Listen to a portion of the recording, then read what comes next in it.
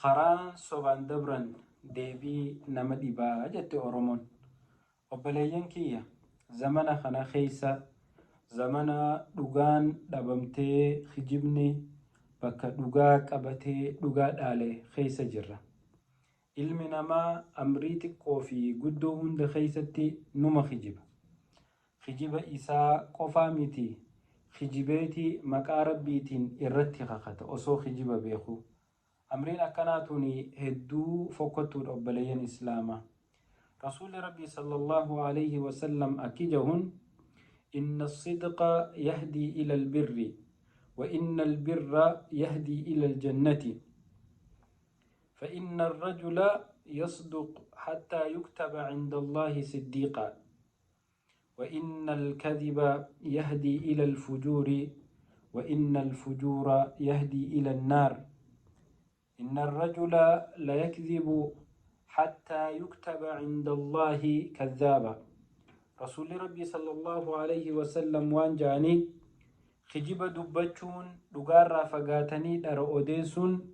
hamtutti nama geessitii waan foffokkotutti nama geessitii wanni fokkottuun ammoo azaabatti nama geessitii ibidda azaabaatitti nama geessitii ilmi namaa tokko kijibuurraa hin deebi'u hanga rabbi biratti kijibaa namaa ja'amee beekamu obboleessa kiyya obboleeytii tiyya yoo namni tokko dhufee yaa bada kijibaa yaa bada kijibdu siin jee hangam takka sitti dhageeyama ilma namaatii wajjin ballama wahii qabda siin mijjooynee irraa turte takkaanuu jalaa dhoytee hafte aboo maaliif turte takkaanuu maaliif hafte jee yeroo namni san si gaafate taariika hin jirre khabiraa kan kijibaa guurte olii gadi ifirra kisan obboleessa kiyya nama ati itti kijibu jirtu kanarra khaaliqa guddaa ati sodaa isaa dhabdee kijiba akkana miila lamaan lafa deemtu uumtu kana sodaadhu ilmi namaa waan takkallee sin godhu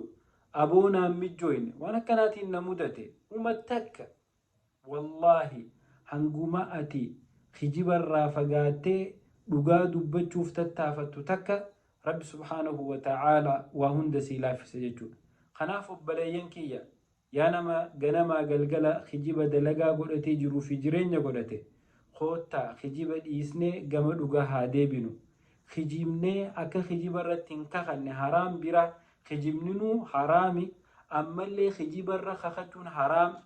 أجائبا خبراتي تناف ربي هاسو دانو خجيبة رها فقانو